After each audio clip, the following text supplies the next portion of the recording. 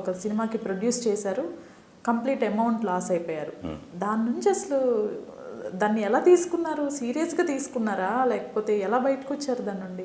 నేను ఈ సినిమాకి ఈ డబ్బులు పెడితే ఈ సినిమా సూపర్ డూపర్ హిట్ అయిపోయి ఇంకా కొన్ని కోట్లు వచ్చేస్తాయని థాట్ నా మైండ్లో లేదండి. సినిమా తీయాలి, తీసేద్దాం అని తీసేసాం. ఆ సినిమా రిజల్ట్ వేరేలా ఉంది, మన డబ్బులు పోయినాయి. దీని గురించి అసలు నేను ఇప్పటి వరకు నేను పెద్ద ఆలోచించలేదు. ఆ ఒక్క కలుక్కుమనే టైం ఏంటంటే సినిమా ఆడలేదేంటి అని కలుక్కుమండమే, కానీ మన డబ్బులు వెళ్ళిపోయినాయి. ఇప్పుడు ఏంటి పరిస్థితి? రివ్యూ బాగా వచ్చింది, కలెక్షన్ రాలా. అవునండి, మంచి మంచి రేటింగ్స్ వచ్చినాయి. కాకపోతే నెక్స్ట్ వీక్ పెద్ద సినిమాలు ఉండడం వల్ల తీసేయాల్సి వచ్చింది. థియేటర్స్ ఎన్ని ఉంటాయి కదా. నేనేం బాధపడలేదండి. కాకపోతే నాకు ధైర్యం ఏంటంటే మళ్ళీ సంపాదిస్తానని ధైర్యం నాకు ఉంది. అప్పుడు జబర్దస్త్ చేసేటప్పుడు జబర్దస్త్ హైయెస్ట్ పేమెంట్ నాకు, వేణుకి. అక్కడ ఇద్దరికండి హైయెస్ట్ పేమెంట్ అప్పుడు 1 lakh అంటే, అప్పుడు ఒక ఎపిసోడ్కి 1 lakh అంటే మామూలు విషయం కాదు. ఆల్మోస్ట్ 7 years 8 years బ్యాక్ చెప్తున్నాను నేను. 1 lakh అంటే నేను అనుకునేవాడిని వీక్లీ 4 ఎపిసోడ్లు, అందులో వచ్చేసింది 4 లక్షలు. 4 లక్షలు వచ్చేసింది కదా, నెలకి వచ్చేసరికి అందులో అసిస్టెంట్లకి వీళ్ళకి ఇచ్చేస్తే 3 లక్షలు. ఇట్లా ఇంకో సంవత్సరం చేస్తే డబ్బులు వచ్చేస్తాయి కదా, అయిపోయింది. అంతే ఉందండి మైండ్ సెట్. ఈ మధ్యలో సినిమాలు చేస్తుంటాం, ఇంత పోయింది కదా అని చెప్పి నేను అంటే ఇంట్లో వాళ్ళు కొంచెం బాధపడతారు ఎందుకు ఏంటి అని, కానీ నేను మళ్ళీ సంపాదిస్తాననే ఒక ఇదే. ఎందుకంటే ఆ డబ్బు మనది కాదు, మనం కష్టపడ్డాం, కానీ మనకి ఇండస్ట్రీ ఇచ్చింది, మళ్ళీ ఇండస్ట్రీకి ఇచ్చాం, మళ్ళీ ఇండస్ట్రీ నుంచి మళ్ళీ తీసుకుంటాం, అంతే తప్ప ఇంకేముందని. అంతే. కానీ ఎందుకండి అంత డేరింగ్ స్టెప్ ఎందుకు తీసుకున్నారు? ఎక్కడ కనెక్ట్ అయ్యారు మీరు? అంటే ఎక్కడ కనెక్ట్ అయ్యానంటే అచ్యుత్ చిన్నారి గారు అని చెప్పి ఒక డైరెక్టర్ ఉన్నారండి.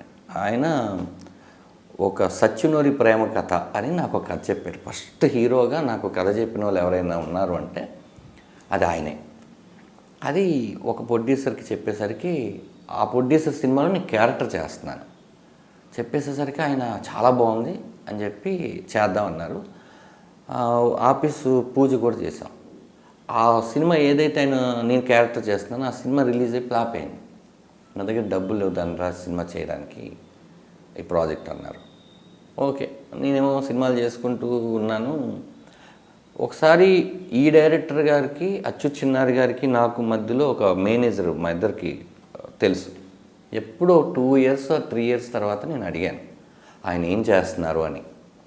ఆ స్క్రిప్ట్ పట్టుకొని ఆయన తిరుగుతున్నారండి, చాలామంది స్క్రిప్ట్ మాకు ఇచ్చేయండి లేకపోతే హీరోని మార్చేద్దాం, డబ్బులు ఇస్తా ఉన్నా. లేదు నేను ధనరాజ్కి అనుకున్నాను, ఇదే కథ చేద్దామని 3 years నుంచి తిరుగుతున్నారు అనేసరికి నాకు ఎక్కడ కలుపుకోమంది. నేను అక్కడ కనెక్ట్ అయ్యాను. ఓకే, నేనేమో హ్యాపీగా సినిమాలు చేసుకుంటూ ఉన్నాను. ఆయన నా కోసమే ఇంకా చేస్తున్నప్పుడు మనం ఏదైనా చేయాలని నేను ఆయనకు ఫోన్ చేసి, సార్ ఆ సినిమా చేయాలంటే 2-3 కోట్లు అవుతుంది, అంత డబ్బులు మన దగ్గర లేవు, ఒక చిన్నది ఏదైనా చేద్దాం సార్ అంటే ఆయన ఒక 50 లక్షలు ఒక కథ చెప్పారు. ఆ 50 లక్షలకి నా పిచ్చి నా ప్రయత్నం యాడ్ చేసి కొంచెం గ్రాండ్ ఇయర్గా రావాలి, తనీష్తో సాంగు, తనీష్ ఫ్రీగా చేస్తున్నాడు మన కోసం సాంగు అని ఒక పెద్ద సెట్లు వేసేసి ఇవన్నీ చేసి దాన్ని ఒక 80-90 దగ్గరికి తీసుకొచ్చి నా ఫ్రెండ్స్ ఒక 25 లక్షలు ఇచ్చారు, ప్రసాద్ గారు ప్రతాప్ గారు అని. వాళ్ళకు కూడా కొంత ఇచ్చాను, నాది ఇంత పోయింది.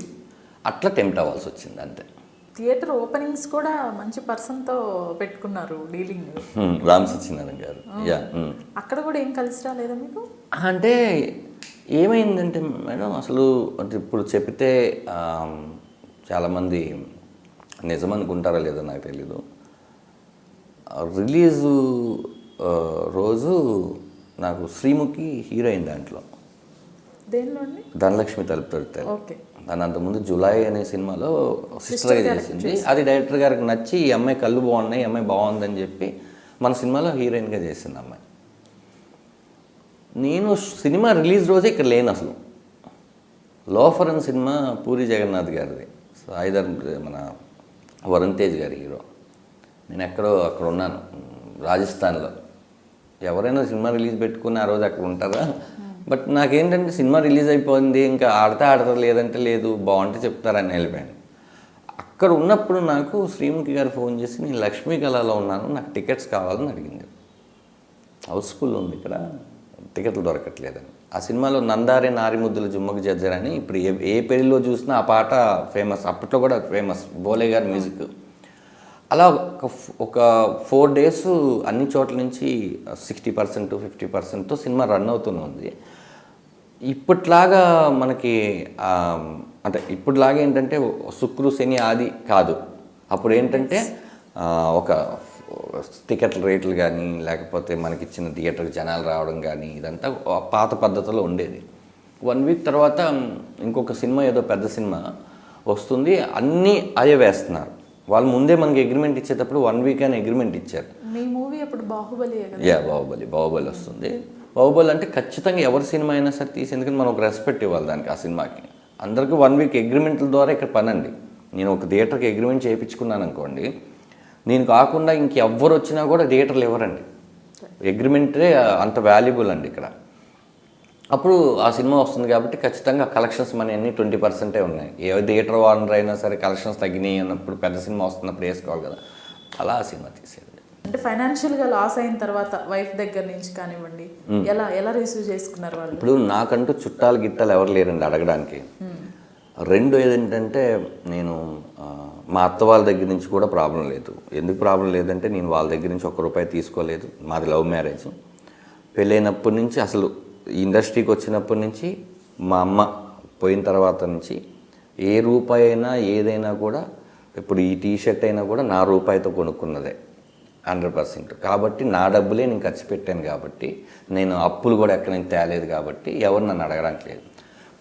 కానీ నేను మా మిస్సెస్కి సమాధానం అయితే చెప్పాలి 100%. ఇప్పుడు చూసుకుంటే అదే డబ్బులు పెట్టి నేను ఒక ల్యాండ్ కొని ఉంటే 8 years బ్యాక్, ఓ 2 ఎకరాల పొలం కొని ఉంటే ఈ పాటిగా ఈ ఒక 4-5 కోట్లు అయిపోయింది. ఆ సెన్స్ అప్పుడు లేదు. ఆ సినిమా మీద పెట్టడం కన్నా భూమి మీద పెడితే ఇంకా పెరిగిపోయేది కదా అని సెన్స్ లేదు. మా మిస్సెస్ బాధపడింది. చాలా యూట్యూబ్ ఛానల్లో ధనరాజు సూసైడ్ అటెంప్ట్ చేసుకున్నాడు, వాళ్ళ అమ్మ నాన్న వచ్చేయమంటున్నారు ఊరికి అంటే, నేను చూసి ఫస్ట్ అసలు సరే నేను చనిపోవాలనుకుంటున్నాను అని నా మనసును నువ్వు బాగా అర్థం చేసుకొని రాసేసావు, బాగానే ఉంది. అసలు మాకు అమ్మా నాన్న లేరని విషయం ముందు తెలుసుకుంటే ఎక్కడికి వెళ్ళాలి నేను? మా అమ్మగారు పైన ఉన్నారు, అక్కడికి వచ్చేయమన్నారా ఏంటి నన్ను? లేదా మా నాన్నగారు చనిపోయారు, అక్కడికి వచ్చే ముందు అది తెలుసుకొని రాయి. ఇప్పుడు నేను తిట్టడానికి ఏ ఆప్షన్ లేకుండా రాయి ఫస్ట్. ఇట్లాంటి చాలా ఉన్నాయి. ఇప్పటికీ అది నేను చాలామంది చెప్తారు, చెప్పొచ్చు కదంటే, సర్లే మన వల్ల అతనికి డబ్బులు వస్తున్నాయి కదా, పోనీ ఏదో ఒక న్యూస్ పెట్టుకుంటే వస్తున్నాయి కదా, వదిలే అతన్ని ఎందుకు తిట్టరు అని వదిలేసాను. నేను 2-3 రోజులండి ఈ ఏంట్రా ఎందుకు పోయింది, సినిమా తీయకుండా ఉండాల్సింది, ఇట్లాంటివి విన్నాను. 4వ రోజు తర్వాత ప్రపంచానికి అంత టైం లేదు. ప్రపంచానికి రోజుకో విషయం కావాలి, రోజుకో ఇష్యూ మాట్లాడతారు. ధనరాజు ఒక 2 రోజులు ఉంటాడు ఏ విషయంలోనైనా, 3వ రోజు ఉండరు, ఎవరో ఉండరు. కాబట్టి దాని గురించి ఎప్పుడైనా ఇంటర్వ్యూకి వెళ్ళినప్పుడు మళ్ళీ మీరు గుర్తు చేస్తాను, అవును మనం వడ్డీ ఇచ్చేసాం కదా అని గుర్తుకొస్తుంది తప్ప, లేకపోతే అది కూడా గుర్తుండదు మనకి. ఈ జబర్దస్త్ నుంచి ఎంతోమంది హీరోస్గా వచ్చారు. అవునండి. బట్ ఎవరు కూడా సక్సెస్ఫుల్గా హీరోగా అయితే మేము ఇంతవరకు చూడలేదు. దీనిపైన ఏమంటారు మీరు? మన అన్ని కథలోకి కరెక్ట్ కాదండి. మనకి చాలామంది హీరోస్ ఉన్నారు, దానికంటూ ఒక ఉన్నారు హీరోలు మనకి. కానీ కొన్ని కథలు మనం చేయడానికి ఉంటాయి. ఆ కథలు మన దగ్గరికి వచ్చినప్పుడు దాన్ని రైట్ వేలో సెలెక్ట్ చేసుకుంటే ఒక మంచి సినిమా చేయగలుగుతాం. ఒక 4 ఫైట్లు 6 పాటలు మన మీద జనాలు చూడరు. కానీ మనకేంటో తెలియకుండా ఏమనిపిస్తుంది అంటే, ఆ టైంకి మనల్ని మనం కంట్రోల్ చేసుకోవడానికి మన పక్కన ఎవరో గాడ్ ఫాదర్స్ ఉండరు చెప్పడానికి, ఏదంటే మనం ఏ డిసిషన్ తీసుకున్న మనదే ఇంకా. కాబట్టి కొన్నిసార్లు అలా చేసేస్తాం. ఇప్పుడు నేను ఒక 4-5 సినిమాలు చేశానండి. ఆ 4-5 సినిమాలు ఏది కరెక్ట్ కాదు నాకు, ఏదో వచ్చేసింది కదా అని చేస్తాను. అదే హీరో అంటే ఫస్ట్ పేరు పడిపోద్ది అని చెప్పేసి చేస్తాం. మనకి ఇప్పుడు లైక్ మీరు బుజ్జి ఇలారా సినిమా చూసారు, ఇలాంటిది మనం పర్ఫార్మెన్స్ ఓరియంటెడ్ ఉన్న సినిమాలో మనం ఇది కూడా ఛాలెంజే, బట్ ఆ ఛాలెంజ్ని ఎక్కడో చోట మనం అధిగమిస్తాం కదా, అలాంటివి చేయాలి. ఓన్లీ కథే ఉన్న సినిమాలకి మనం పనికి వస్తామండి. అది చాలామంది మెల్లిమెల్లిగా నేర్చుకుంటూ ఉంటారు, నేనైతే నేర్చుకున్నాను. అదిరింది షోకి వెళ్ళటానికి రీజన్ నాగబాబు గారేనా? కాదండి. మీకు కాల్ చేయలేదా నాగబాబు గారు? చేశారు. రీజన్ ఆయన కాదు. ఓకే. మేము ఎక్కడో నేను వేణు మాది కమెడియన్స్ అందరిది ఒక గ్రూప్ ఉందండి, ఫ్లయింగ్ కలర్స్ అని. దాని పార్టీలో గోవాలో ఉన్నాం. గోవాలో ఉన్నప్పుడు వీళ్ళిద్దరు మానేశారని న్యూస్లు తెలుస్తున్నాయి, కానీ ఎవరు నితిన్ భరత్ డైరెక్టర్గా మానేశారని తెలుస్తున్నాయి. కానీ మనం అప్పటికే మానేసి ఆల్మోస్ట్ 5 years అయింది. ఇంక ఏది కామెడీ షోలు మీకు చెప్పినట్టు మా ట్యాగిస్ కానీ లేకపోతే దేశముద్దులు అవి చేసేసాం కానీ నితిన్ భరత్ ఫోన్ చేశాడు నాకే చేశాడు. అన్న మేము ఇలా వచ్చేసాం. తెలిసిందిరా భరత్, తెలిసింది. మేము జీకి ఒక షో చేద్దాం అనుకుంటున్నాము, మీరు చేస్తారా? మేము ఖాళీగానే ఉన్నాం, డేట్స్ అన్నీ షూటింగ్ డేట్లు కాకుండా ఉంటే చేస్తాం. నాగబాబు గారు ఒకసారి అన్నారు. ఓకే అనగానే నాగబాబు గారు నెక్స్ట్ డే ఫోన్ చేసి బాగా చేయాలి ధనరాజ్, మీరు ఫస్ట్ ఎలాగైతే వచ్చి చేశారో అదే కసితో చేయాలి. ఈ కుర్రోళ్ళు నితిన్ భరతుల కోసం నేను కూడా వచ్చేసాను, చంద్ర కూడా వచ్చేసాడు, ఆర్పి కూడా వచ్చేసాడు. ఆర్పి ఒక టీము, చంద్ర ఒక టీము, మీ ఒక టీము, వేణు ఒక టీము, ఇంకా ఎవరున్నారు అప్పుడు సద్దాము అండ్ హరి వాళ్ళు పటాసు అవన్నీ చేశారు, వాళ్ళొక టీము. బాగా చేయాలని మాత్రమే కాల్ చేశారు, అంతే తప్ప భరత్ నితిన్లో ముందు ఫోన్ చేశారు. మీరు ఆల్రెడీ బయటకు వచ్చి కూడా చాలా ఇయర్స్ అవుతుంది. అవును. వచ్చాక చాలా కాంట్రవర్సీస్ జరిగాయి. అవును. వీటిలో మీకు ఏమైనా ఒక పర్టికులర్ దాని గురించి ఏమైనా క్లారిటీ ఉంటే చెప్పండి మాకు. ఎందుకంటే కిరాక్ ఆర్పి గారిని కూడా ఇంట్రడ్యూస్ చేసింది మీరే. ఆ తర్వాత కామెడీ స్టార్స్లో కూడా కంటిన్యూ అయ్యారు. తను కూడా ఒక టీమ్ లీడర్గా కంటిన్యూ అయ్యాడు.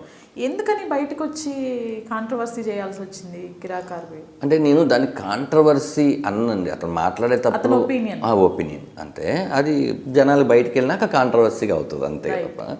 ఇప్పుడు అతని ఒపీనియన్ అతను చెప్పాడండి. అప్పుడు ఫుడ్ బాగాలేదని మళ్ళీమాల్లో ఫుడ్ పెట్టరని లేకపోతే ఏదో తను చెప్పాడు. తను నా దగ్గర కంటెస్టెంట్గా ఉన్నప్పుడు, తను కంటెస్టెంట్గా రైటర్గా వచ్చాడు, తర్వాత తను నాతో కంటెస్టెంట్గా చేశాడు. అప్పుడు నేనేం బాధలు ఫేస్ చేయలేదు. బహుశా నేను టీం లీడర్ కాబట్టి, అంటే నేను ఎప్పుడు కూడా ఏ లొకేషన్లో ఉన్నా బయట నుంచి ఫుడ్ రావడం లేకపోతే ఎక్కడైనా ఆర్డర్ ఇచ్చుకొని తినేయడం ఎక్కువ చాలా తక్కువ తినేవాడిని. ఇప్పటికీ కూడా మీరు ఎవరిని అడిగినా చెప్తాను, నేను ఉంటే మా ఇంటి నుంచి ఎక్కువ ఫుడ్ రావడానికి ప్రిపేర్ అవుతాను, లేకపోతే నేనే లొకేషన్లో వండుతుంటాను. అప్పుడు నాకు బాగా ఇష్టం కుకింగ్ అంటే, లేదా ఏదైనా ఆర్డర్ ఇస్తూ ఉంటాను. నేను లేని సంఘటనప్పుడు అతనికి ఏం జరిగిందో నాకు తెలియదు. అది అతని బాధ అయి ఉండొచ్చు, అతని వెర్షన్ అది. నేను ఏమన్నంటే ఆ వెర్షన్లో అతను అలా చెప్పాడు. ఎందుకు కాంట్రవర్సీ చేసేవారు అని నేను కాల్ చేసి మాట్లాడలేదు. మేము రెగ్యులర్గా మాట్లాడుతూనే ఉంటాం. నేను ఇప్పటివరకు అడగలేదు. అడిగితే తను ఏమనగలడు, అన్న నాకు జరిగిందన్న బాధ నీకు జరిగితే తెలుస్తుంది అన్నాడు అనుకోండి, అప్పుడు మా ఇద్దరి మధ్య గొడవ అవుతుంది. అందుకని నాకే సంఘటన జరగలేదు. నేను చాలాసార్లు చెప్పాను, మల్లెమాలతో నాకు ఎటువంటి ప్రాబ్లం లేదు, నేను ఫేస్ చేయలేదు. ఎందుకంటే నేను 13 ఎపిసోడ్లే చేశాను. 13 ఎపిసోడ్లో అది 4 రోజులు షూట్ చేస్తే అయిపోద్ది, అంతే కదా. ఆ 4 రోజుల్లో నాకు ఫుడ్ బాగాలేదు, ఫుడ్ బాగా పెట్టలేదని నేను ఎలా చెప్పగలను? బట్ అలానే ఎవరైతే ఇప్పుడు వాళ్ళకు జరిగిన బాధలు చెప్తున్నారో దాన్ని నేను ఏకీభవించను, అలా అని చెప్పి ఇది కరెక్ట్ కాదని చెప్పను. అది వాళ్ళ వెర్షన్, వాళ్ళు అనుభవించిన వెర్షన్.